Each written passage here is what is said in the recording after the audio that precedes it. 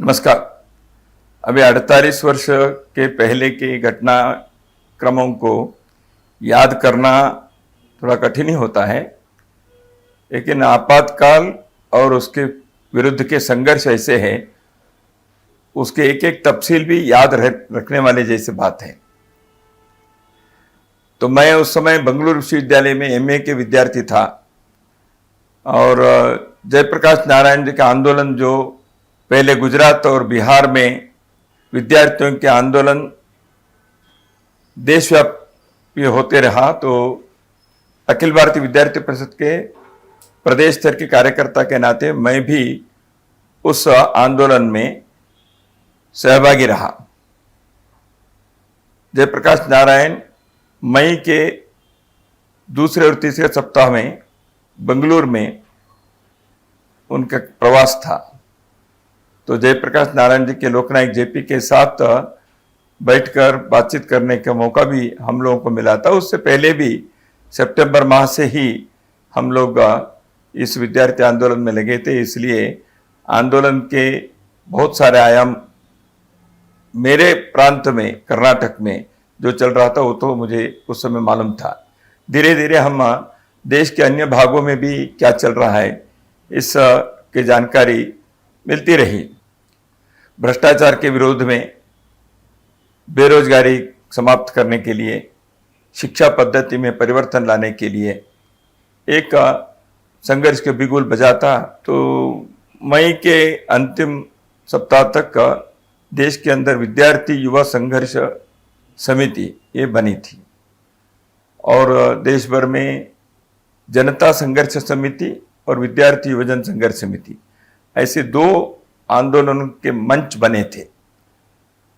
जनता संघर्ष समिति में कई राजनीतिक पार्टियां और समाज के प्रबुद्ध लोग, लेखक, पत्रकार, साहित्यकार, ऐसे लोग देश के अंदर इस परिवर्तन के लिए जिनके चाह थी, जिनके आकांक्षा थी, आग्रह था, ऐसे लोग उस समिति में थे। और विश्वविद्यालय के विद्यार्थी और नौजवान लोग, युवक युवतियां विद्यार्थी युवजन संघर्ष समिति में सक्रिय रहे। मैं विद्यार्थी युवजन संघर्ष समिति के एक सक्रिय कार्यकर्ता के नाते कर्नाटक में बेंगलुरु केंद्र बनाकर मैं काम करता था। जैसे मैंने कहा, मैं एमए के विद्यार्थी था, तो स्वाभाविक रूप से कैंपसों में घूमकर कार्य करना हमारा दायित्व था। जून के महीने में 3 महत्वपूर्ण घटनाएं इस संघर्ष में हुई। इन तीनों के परिणाम आपातकाल लागू करने में हुआ। एक है, जून आते आते देश भर में जेपी के नेतृत्व में जो आंदोलन देशव्यापी हो गया था वह अत्यंत प्रखरता के चरम पर पहुंच गया था। दूसरा, गुजरात में हुए चुनाव में इंदिरा कांग्रेस के एक दृष्टि से घोर विफलता हो गई, वो हार गई और जनता पार्टी उस समय के एक जनता मंच बनाए थे, जनता रंग कहते थे उसको, वो जीत कर आ गई। जून 12 तारीख को इलाहाबाद हाईकोर्ट के न्यायाधीश ने इंदिरा गांधी के लोकसभा चुनाव में जो जीती थी रायबरेली से, उसको उन्होंने निरस्त कर दिया। तो तीनों मोर्चे पर इंदिरा जी हार गई। एक है न्यायांग में, दूसरा है राजनीतिक क्षेत्र में चुनाव में, तीसरा है जनता के बीच। इस कारण से उन्होंने इस एक्सट्रीम क्रम को उन्होंने संविधान के अंदर जो प्रावधान है उसका उन्होंने उपयोग किया। 25 जून को रात्रि आपातकाल घोषित कर दिया। उन दिनों में कि न मोबाइल, न टीवी, न कुछ था। आज के ज़माने के लोगों को उस समय की परिस्थिति को समझना आसान नहीं है। 50 साल पहले हिंदुस्तान में टीवी नहीं थी और कंप्यूटर्स नहीं थे, ईमेल और मोबाइल आज हैं तो वो नहीं था। तो न्यूज़ कैसे मालूम हुआ? बीबीसी से और आकाशवाणी से घोषणा होते ही पता चला। हम लोगों को सुबह 6 बजे के न्यूज़ से समाचार मिला। संघ के शाखा में गांधीनगर बेंगलुरु में मैं और बाकी मित्र जो शाखा में थे, हमको शाखा जाते जाते समाचार मिल गया। पार्लियामेंट के कमेटी के काम के लिए अटल जी, अडवाणी जी, मधु दंडवते जी और एस.एन. मिश्रा जी ये बेंगलुरु आकर रुके थे। शाखा के समाप्ति होते ही हम लोग वहाँ गए और अटल जी, अडवाणी जी स्नान वान करके नीचे जलपान के लिए आ रहे थे। उनके आगे के कार्यक्रम के लिए उनको जाना था। तो हमने कहा इमरजेंसी हो गई। किसने कहा ऐसे? शायद उनको तब तक जानकारी भी नहीं थी या जानकारी होगी, उन्होंने पूछा। तो हमने कहा रेडियो में सुना हमने और ऐसे हुआ।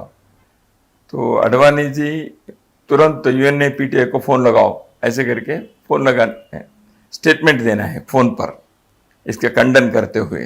अटल जी ने कहा क्या कर रहे हैं? ने मैं स्टेटमेंट देता हूँ, अपने तरफ से वक्तव्य देना। अटल जी ने कौन छापने वाला है? तो अटल जी को पता चल गया था कि इमरजेंसी घोषित होते ही प्रेस संसार भी साथ साथ हो गया है, तो इसलिए ये स्टेटमेंट अगले दिन कोई छापने वाला नहीं है। जलपान के लिए न जाते हुए वो अपने कमरे में वापस गए, हम भी पीछे पीछे गए। थोड़े समय के अंदर पुलिस आ गई। तो उस ऐतिहासिक क्षण के लिए मैं साक्षी रहा।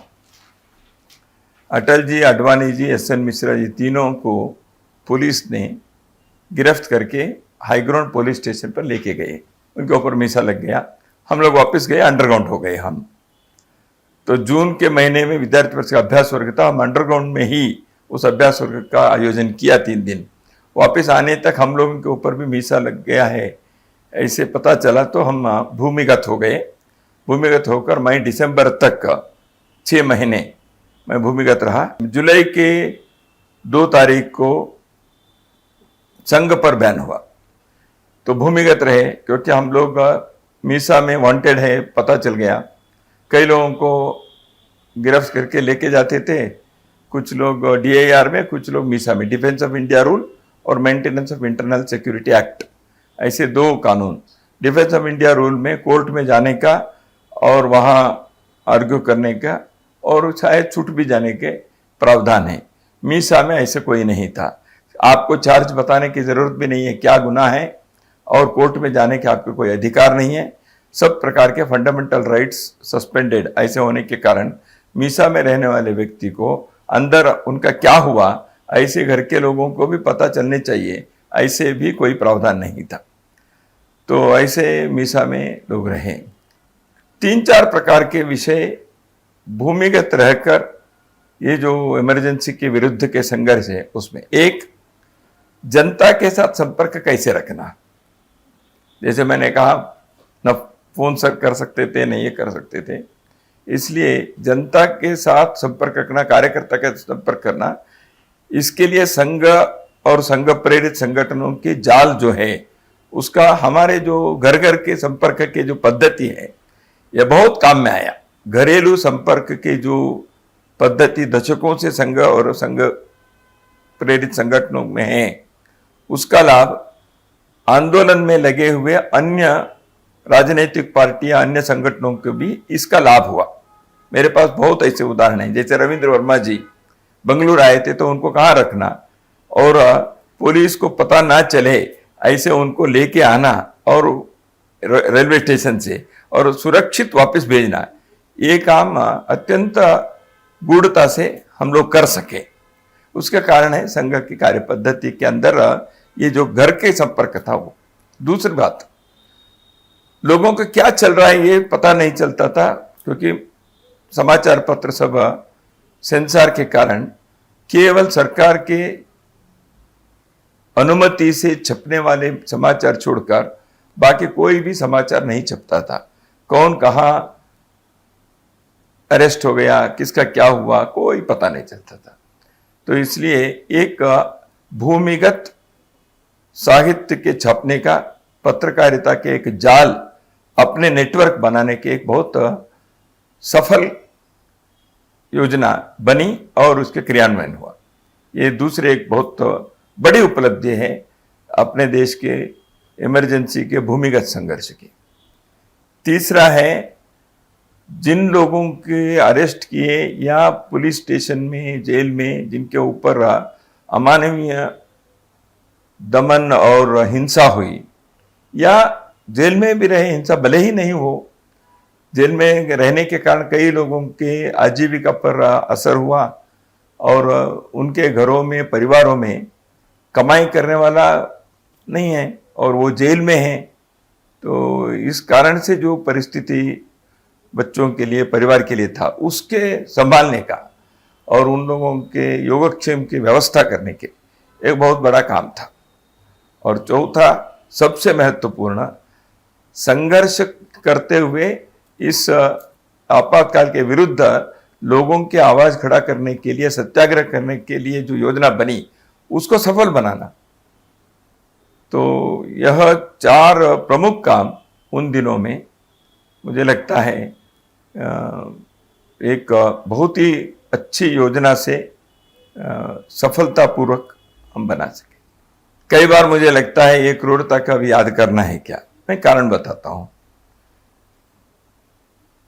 संघ के तृतीय पूजनीय सरसंघ चालक बाला साहेब देवरस जी ने आपातकाल के पश्चात एक बहुत महत्वपूर्ण सार्वजनिक वक्तव्य उन्होंने दिया था अपने सार्वजनिक भाषण में। उन्होंने कहा, फॉरगिव एंड फॉरगेट, जो हो गया है, उसको भूल जाओ, उसको क्षमा करो। लेकिन देश के इतिहास में जिस एक काला अध्याय के दौरान घोर दमन और अत्याचार हुए, वह इतिहास के पन्ने पर है। कई पुस्तकें इस विषय में आई हैं, व्यक्तिगत तौर पर भी कई लोगों ने लिखा है और संगठनों से भी इस प्रकार के साहित्य बाद में भी छपे हैं। इसलिए मैं नहीं भी बताऊंगा तो भी वो है ही।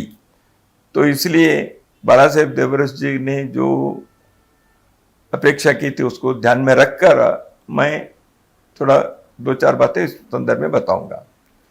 क्रूरता और अमानवीयता बहुत व्यापक प्रमाण में कई जगह पर हुए। जिस प्रकार अपने देश की व्यवस्था, पुलिस के, सरकारी प्रशासन की व्यवस्था ऐसे बर्बरता दिखा सकते हैं, इसका एक अनुभव आपातकाल में हुआ। हाथ दोनों ऐसे पीछे बांधकर ऊपर से उनको खींचना और वो जमीन से ऊपर जाता है जैसे फांसी के होता है। उस समय उनके पीठ पर, उनके पैर पर लाठी से मारना। उस समय जो क्रूरता हुई 3 प्रकार की हुई। एक है जो अरेस्ट हुए उनके लॉकअप में हुआ, बहुत सारे व्यापक प्रमाण में जो हुआ वो पुलिस लॉकअप में हुआ, उनको जेल में भेजने से पहले। पुलिस लॉकअप में जो हुआ उसके जो हिंसा के प्रकार है, कैंडल से, उस समय के आंध्र प्रदेश है, अभी तेलंगाना है, आंजनेयुलु एक कार्यकर्ता, उसके शरीर के लगभग 100 जगह पर उनको जलाया कैंडल से, उनसे कुछ मुंह से कहलवाने के लिए, बुलवाने के लिए। किसी को नारियल के इसके अंदर कीड़े रखकर उसको यहां बांध दिया नाभि के ऊपर, या जैसे मैंने कहा पुलिस भाषा में एरोप्लेन कहते हैं, गोली कहते हैं, चपाती कहते हैं, ये सब अलग अलग प्रकार के हिंसा के, जो टॉर्चर के अलग अलग प्रकार है। ये सीधा बिठाकर उसके ऊपर रोलिंग करो, तरह तरह के हैं, इलेक्ट्रिक शॉक दो, या इसमें पिन से अंदर एक उसे दो। तो इस प्रकार के भयानक करने के कारण लोगों को, एक को कर रहे हैं तो दूसरे यहां बैठकर देखता है तो उसको अगला मेरा है ऐसे लगेगा ही, जो मेरे सामने भी हुआ है। तो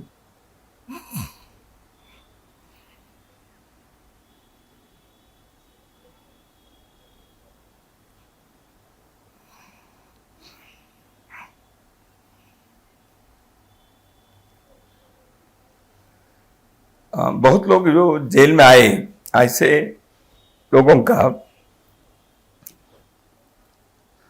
उस समय जेल के अंदर रह कई लोगों को आने के बाद लॉकअप में 3 दिन 4 दिन जिस प्रकार उनके साथ ये अमानवीय अत्याचार हुए, वो उस स्थिति में जेल में आने के बाद उनको 10 दिन 15 दिन मालिश करना, ये सब महीने तक किया। कुछ लोग जीवन भर विकलांग हो गए हैं। कुछ लोगों के जीवन भर किसी न किसी प्रकार की व्याधि हो गई। कुछ लोगों को जीवन भर आंखें चली गई। तो ये हुआ है।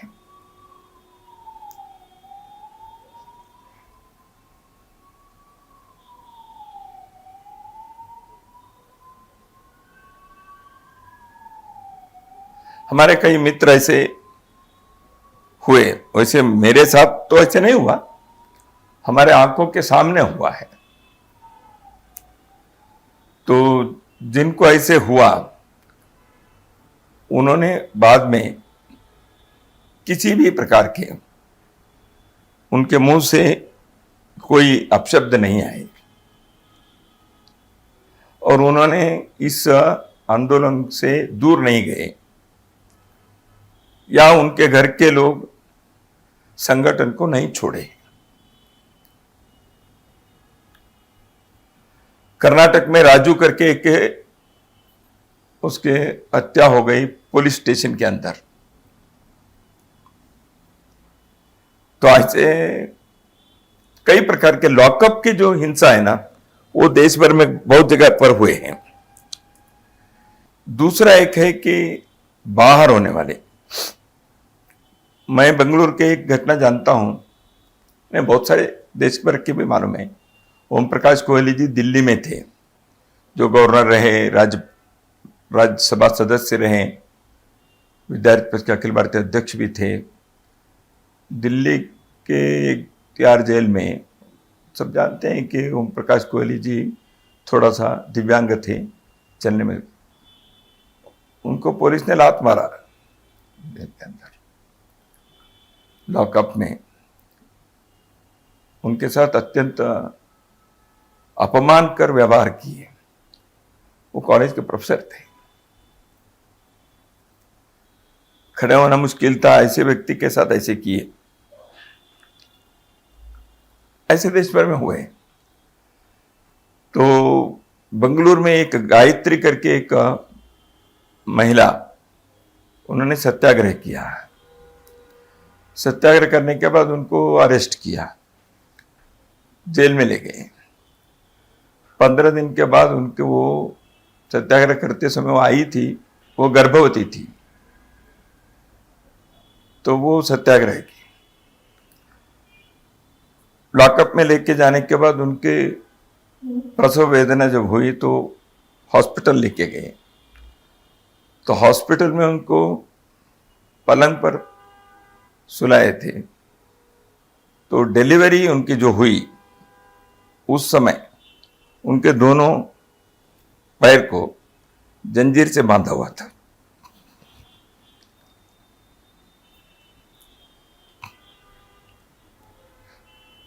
उन बातों को आज याद करने से अपने मन अनावश्यक यातना में या खराब से यह होता है। तो गर्भवती महिला कहीं भाग जाएगी ऐसे तो नहीं है, और डिलीवरी हो गई तो उनको बांध के रखने की क्या जरूरत थी। उत्तर भारत में व्यापक प्रमाण में नसबंदी क्या हुआ, पकड़ पकड़ कर किए। 20 प्रोग्राम्स और 20 पॉइंट प्रोग्राम और 4 पॉइंट प्रोग्राम थे। उस समय के सरकार के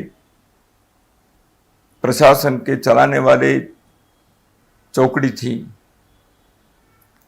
उसमें जो भी लोग थे उन्होंने नसबंदी के कार्यक्रम को सफल बनाने के लिए देश के अंदर जनसंख्या नियंत्रण करने के उन्होंने जिस प्रकार के आपातकाल के उपयोग किया, जबरदस्ती, यह घोर अमानवीय और मानवाधिकार के विरुद्ध के इतिहास के पन्नों पर हमेशा एक काला धब्बा है।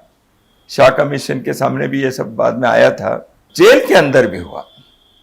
जेल के अंदर बाकी जो कैदी रहते हैं, क्रिमिनल केसेस में आए हैं, उन लोगों को राजनीतिक कैदियों के खिलाफ उकसा कर, उन लोगों के झगड़ा करवा के उनसे मारपीट करवाया। उनके हाथ में सब प्रकार की चीजें हैं। ये राजनीतिक कैदियों के पास निहत्थे थे।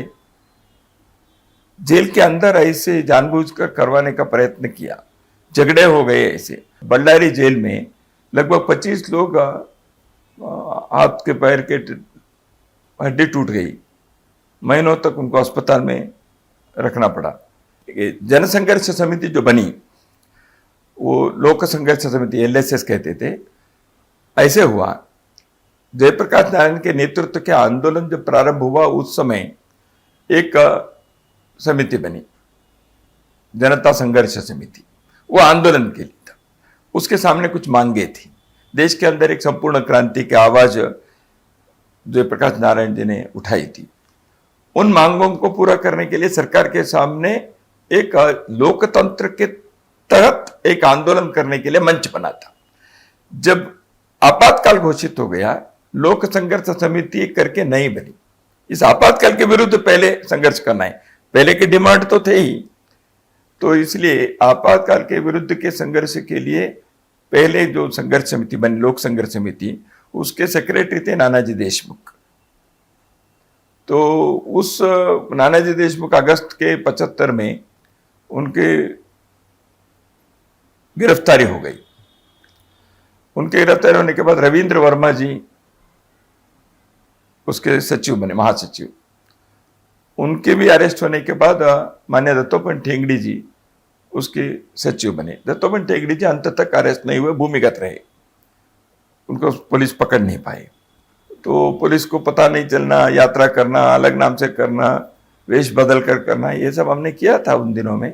जैसे भूमिगत आंदोलन के तरीके होते हैं वो सब किए हैं। जैसे अभी प्रधानमंत्री के बारे में कहते हैं, उस समय वो सरदार बनकर घूम रहे थे। ऐसे देश भर के लोग अलग अलग प्रकार से वेश पहनकर हम जाते ही थे। लोकतंत्र के, प्रजातंत्र के अंतर्गत ही अपने को संघर्ष करना चाहिए, संविधानात्मक ढंग से ही करना चाहिए। बंदूक उठाकर क्रांति नहीं करनी है, शस्त्र उठाकर संघर्ष करके आपातकाल का विरोध करना ये गलत है। ऐसे समिति के स्पष्ट अभिप्राय था। लोगों को हिंसा के मार्ग पर नहीं लाना, यह स्पष्ट निर्देशन था। सत्याग्रह नवंबर 14 तारीख से प्रारंभ करना यह तय किया।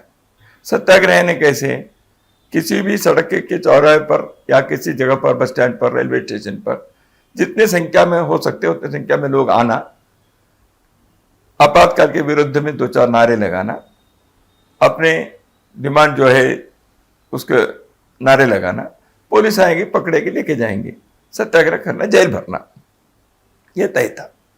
और यथासंभव साहित्य पर्चे उसको लोगों को दे देना, क्योंकि हमको देने के लिए कोई और रास्ता नहीं था, ओपनली हम नहीं दे सकते थे। इसलिए सत्याग्रह के लिए जाते समय जेब में, थैली में पर्चे रखो, उसको सबके लिए दे दो। तो ये सत्याग्रह के तरीके थे। तरह तरह के सत्याग्रह हुए और भी हुए। इस आपातकाल को जनता ने स्वीकार नहीं किया है, यह लोकतंत्र के विरुद्ध है, लोकतंत्र के दमन हो गया है। इसलिए इसके लिए विरुद्ध आवाज उठाना, समाज मरा नहीं है, यह स्तब्ध नहीं है, ऐसे दिखाना, यह बहुत बड़ा एक उद्देश्य था सत्याग्रह का। लगभग 49,000 से अधिक लोग सत्याग्रही अरेस्ट हुए। संघ इस सारे जयप्रकाश नारायण आंदोलन में और बाद में संघर्ष के संदर्भ में आपातकाल के विरुद्ध के संघर्ष में काम किया है। संघ के समर्थन में बहुत सारे, जैसे मैंने पहले कहा, देश भर में नेटवर्क बना। तो इसलिए संघ को दमन करना यह मुख्य बात होने के कारण अन्य 25 संगठन के साथ संघ को भी बैन कर दिया था। इसलिए संघ पर प्रतिबंध लगाना और संघ के दमन करना, यह सरकार के वरिष्ठों के, नेताओं के, प्रधानमंत्री उस समय के, उनके स्पष्ट उद्देश्य था। तो इसलिए संघ को दमन करने के लिए उन्होंने स्वयंसेवकों के पुराने सूची उनको मिली, कहीं किसी के डायरी में मिल गई, या कार्यालय उन्होंने बंद करवाया, इमरजेंसी के बाद कार्यालय पर जाकर उसके सब राइड किए, कार्यालय के ऊपर ताला लगाया, तो कार्यालय के अंदर जो सूचियां थी, स्वयंसेवक सूची, गुरुदक्षिणा के कार्यकर्ताओं की सूची है, ऐसे लोगों के सूची पकड़ पकड़ कर उन्होंने उन घरों में गए, तो घर पे बैठे हुए व्यक्ति को भी लेके आए। तो इसलिए उनको संघ की व्यवस्था के पद्धति की सूची का लाभ उनको मिला, तो वो भी किया है। कई जगह पर संघ के कार्यकर्ता सरकारी या कॉलेज में नौकरी में है, बैंक में नौकरी में है, तो दबाव डालकर उनको वहां से ये किया, तुमको सस्पेंड कर देंगे, ये कर देंगे, इस प्रकार के उनके नौकरी के वगैरह वगैरह किया। या व्यापारी वगैरह है तो उनके ऊपर किसी न किसी प्रकार से कानून से कई लोगों को दबाव डालने का प्रयत्न किया। दूसरा और एक है कि सामान्यतः जो टार्चर हुआ है, अधिकतर टार्चर जो पुलिस लॉकअप में हुआ वो स्वयंसेवकों पर ही हुआ है। इसके दोनों कारण हैं। एक है भूमिगत काम में सक्रिय स्वयंसेवक अधिक थे, इसलिए वही पकड़े गए, वो पकड़े गए तो उनका किया। दूसरा, उनको लगता था कि ये इनसे बहुत जल्दी हम बुलवाएंगे। अंडरग्राउंड लिटरेचर छपता था, उदाहरण के लिए, कहां छप रहा है पूछेंगे, तो स्वयंसेवक बोलता नहीं था,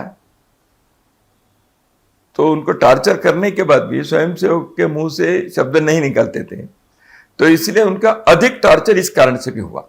एक है स्वयंसेवकों की निष्ठा के कारण, स्वयंसेवकों की संख्या के कारण। बहुत बार है स्वयंसेवक का, इसमें एक बड़ी संख्या ऐसे हैं जो नित्य की शाखा में नहीं थे, कई वर्ष पहले वो शाखा के नित्य के काम में थे, किसी न किसी कारण से, व्यक्तिगत कारण से तबादले हो गए, घर के कुछ कठिनाई के कारण वो नित्य शाखा के काम में नहीं होंगे, लेकिन वो स्वयंसेवक तो था। ऐसे लोग बहुत एक हमारे लिए गर्व के विषय है, बहुत बड़ी संख्या के ऐसे स्वयंसेवक का आपातकाल में भागे नहीं, दूर नहीं गए, उल्टा वो सक्रिय हो गए, क्योंकि उन्होंने क्या कहा, देखो हम स्वयंसेवक है, पुलिस को पता नहीं है क्योंकि हमारे नाम अभी सूची में नहीं है, इसलिए हमारे घर का उपयोग करिए, हमारे घर में भूमिगत कार्यकर्ता रुके, भोजन करे, क्योंकि हमारे घर पुलिस के राडार में नहीं है। ये कहने की हिम्मत कार्यकर्ता स्वयंसेवकों ने की उस समय। ऐसे कई स्वयंसेवकों ने जो जेल में रहे सत्याग्रह करके या ऐसे ही अरेस्ट होकर जो गए, उनके परिवार के संदर्भ में जगह जगह पर सूची बनाकर उनके घर में महिला है, बच्चे हैं, उनके भोजन की व्यवस्था वगैरह करने के लिए उन्होंने लिस्ट बनाई, अपने तरह से उन्होंने कंट्रीब्यूशन किए, अपने घर से कुछ व्यवस्था, आर्थिक सहायता की। ऐसे जगह जगह पर इसके कार्यकर्ताओं ने व्यवस्था की। तो इस व्यवस्था के कारण बहुत सारे स्वयंसेवकों के घर में भले ही कमाई करने वाला व्यक्ति नहीं था, कुछ न कुछ ऐसे मदद हुई। ऐसे भी हैं, 2-4 जगह पर लड़की की शादी तय हो गई थी, तो ऐसे भी मुझे मालूम है, कई घटनाएं ऐसे हैं। स्वयंसेवकों ने, बाकी लोगों ने वो शादी न रुके, न टूटे, भले ही वो जेल में है, पिताजी चिंता मत करो, ऐसे करके खड़े होकर शादी भी करवाई। तो ये कार्यकर्ताओं ने किया है। दूसरे संगठन, दूसरे पार्टी, उनके लिए भी स्वयंसेवकों ने किया है। संघर्ष में जो थे उन सबके लिए करना यह था। जेल में रहने वाले संघ के प्रमुख कार्यकर्ता सामान्यतः अपने संघ के स्वयंसेवकों को बाहर के जब मिलने वगैरह आते थे जेल में, यही उन्होंने बताया, सभी के साथ समान व्यवहार होना चाहिए। इसलिए मुझे याद है, सर्वोदय के 2 कार्यकर्ताओं के घर में कर्नाटक में जब परिस्थिति अच्छी नहीं थी, संघ के स्वयंसेवकों ने उनकी व्यवस्था की। मैं ये नहीं कहना चाहता, उसको कोई क्रेडिट नहीं लेना है, संघर्ष में हम सब साथ हैं। एक दूसरा और एक था, संघर्ष के लिए भी राशि चाहिए थी, लिटरेचर छपना है, प्रवास करने हैं, ये सब करना था। संघर्ष के लिए जो संघर्ष निधि चाहिए थी, वो भी स्वयंसेवकों ने समाज से इकट्ठा की। किसी भी देश में लोकतंत्र जहां है, वहां लोक की आवाज को दमन करने के, कुचलने के कोई भी प्रयत्न वह सफल नहीं हो सकता। और कुछ समय के लिए आप दमन कर सकते हैं, जैसे 20 महीने आपातकाल रहा, लेकिन दमन नहीं हो सकता।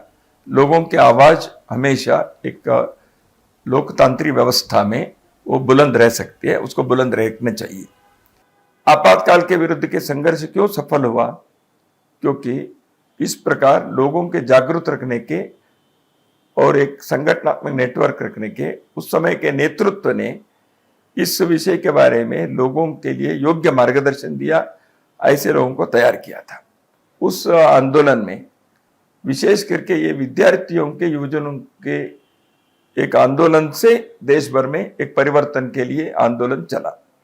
इसलिए देश के नौजवान विद्यार्थी और नौजवान लोग देश समाज के बारे में जागरूक रहकर समय समय पर अपने आवाज को उठाना, सही दिशा क्या है इसके बारे में निर्णय करते हुए एक प्रबल जनशक्ति की आवाज बनना, यह यदि हमेशा उनकी ट्रेनिंग रहना ये होता है तो समाज के लिए हमेशा वो एक रक्षा कवच बनता है, एक आशादीप बनता है। तो मुझे लगता है वो होना चाहिए हमेशा। दक्षिण भारत में उसके नेतृत्व दिए माननीय होवे शेषाद्री जी ने, बेंगलुरु केंद्र था उनका। पूरे दक्षिण भारत के उस समय 4 राज्य थे, अभी तो तेलंगाना आंध्र मिलाकर 5 राज्य हो गए। उन 4 राज्यों के उस समय पूरे उन्होंने साहित्य के नेतृत्व उन्होंने दिया। कैसे? जगह जगह पर हमने प्रेस ढूंढे, रात को प्रेस काम करना, और प्रेस काम करना आवाज नहीं आना, तो इसलिए बहुत उसके लिए मशक्कत करने पड़ती थी। तो 2 पन्ने के 4 पन्ने के पत्र पत्रिकाएं छपवाना, उसमें न्यूज आइटम अन्य देश के अन्य भागों में क्या चल रहे हैं इसके बारे में जानकारी इकट्ठा करना। ये जानकारी इकट्ठा कैसे करना, वो थोड़ा सा हम कुछ फोन का भी उपयोग किए, भूमिगत इसमें अलग अलग नाम से किए, प्रवास करने वाले लोगों से लिखवा कर लाते थे, एक नेटवर्क का शुरू किया था। इसके लिए ही कुछ कार्यकर्ता प्रवास करते थे, वो बाकी कोई उनके बैठक लेना, सत्याग्रह की तैयारी करना, वो काम उनके पास नहीं था। वो एक दृष्टि से पत्रकार जैसे अंडरग्राउंड पत्रकार कार्यकर्ता थे, वो कोई पत्रिका क्षेत्र के सभी नहीं थे, लेकिन न्यूज कलेक्ट करके उसको लिखना। और लेखक लोगों को एक जगह जगह पर थे। 2 बार लेखक लोगों के कार्यशाला किए कर्नाटक में। उन दिनों में तो मैं तो कर्नाटक में था, ऐसे देश के अन्य भागों में भी जरूर किए होंगे। हम अलग अलग नाम से, उदाहरण के लिए कर्नाटक के 4 जगह पर या महाराष्ट्र में अलग अलग नाम से अंडरग्राउंड की पत्रिकाएं छपती थी, मराठी में, कन्नड़ में, तेलुगु में, हिंदी में। उस राज्य में वो नाम भी अलग अलग थे। कर्नाटक में कन्नड़ में ही 3 नाम से 3 जगह पर छपती थी। हाँ, उसका छपने के बाद 2 प्रकार के छपना, एक है प्रिंटिंग प्रेस, वो आवाज करता है, पुलिस पकड़ सकते हैं, इसलिए हाथ से साइक्लोस्टेल करना, घुमा घुमा कर साइक्लोस्टेल करना, रातों रात काम करते थे, 1,000 प्रति निकालना रात भर काम करके। उसको सुबह 3:30-4 बजे से 5 बजे के बीच सामान्यतः जाना, सड़क पर घर के गेट के पास जहां पेपर रखते वहां डाल देना, ऐसे हम करते थे। तरह तरह के किए। वो सिनेमा देखने गए, उदाहरण के लिए मैं बता कैसे किया। एक जगह पर सिनेमा देखने के लिए 4 लोग गए, हाथ में वो पत्रिका के जेब में वह सब रखे गए, तो वहां बालकनी सीट में गए ऊपर के, तो वहां से उसको धीरे धीरे ऐसे नीचे कर दिया। तो कई जगह पर बालकनी ऐसे होता है, तो बालकनी के ऐसे किया तो नीचे करके अंधेरे में बाहर चले गए, तो वो सारे पेपर नीचे गिर गए, इतने लोगों के हाथ में गए। तो डिस्ट्रीब्यूट करने के तरीके अलग अलग थे। जेल में सुबह से शाम तक कैंप जैसे हम चलाते थे। 2 प्रकार के कैदी थे, जो इमरजेंसी के कैदी, आपातकाल के। तीसरे प्रकार थे जो अन्य प्रकार के क्राइम्स करके अपराधी जो आते थे समाज में, हमेशा जो जेल में DAR, जिनके केस चलते हैं, कोर्ट में लेके जाते हैं, ऐसे DAR के जो कैदी हैं वो अलग है।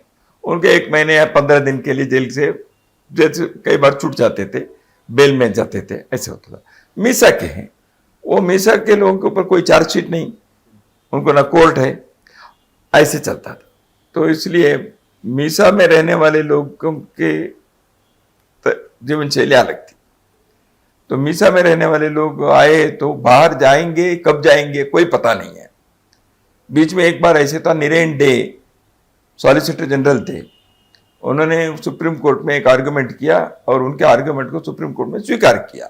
आर्गुमेंट क्या था उनका, मीसा के लोगों देश की सुरक्षा के लिए उनको हम उनके ऊपर कोई चार्जशीट नहीं और कब तक रहना है इसकी कोई गारंटी नहीं है, they may end their life in jail, ऐसे एक वाक्य उनका था। दूसरा उन्होंने कहा, तो आर्गुमेंट ऐसे किए, यदि देश की सुरक्षा के लिए उनको जेल के अंदर भी शूट किए तो भी कोई अपराध नहीं है सरकार पर।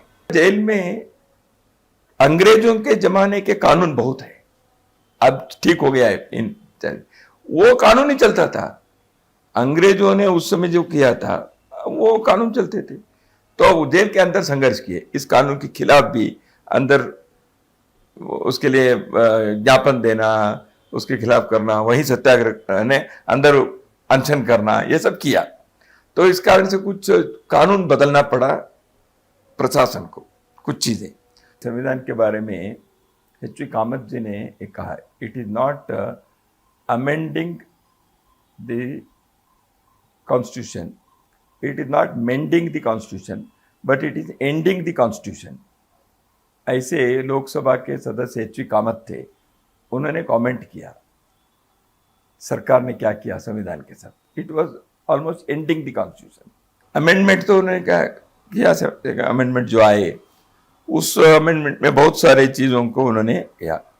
कुछ बातें ऐसी थी जो प्रियम्बल में जोड़ दिया उन्होंने,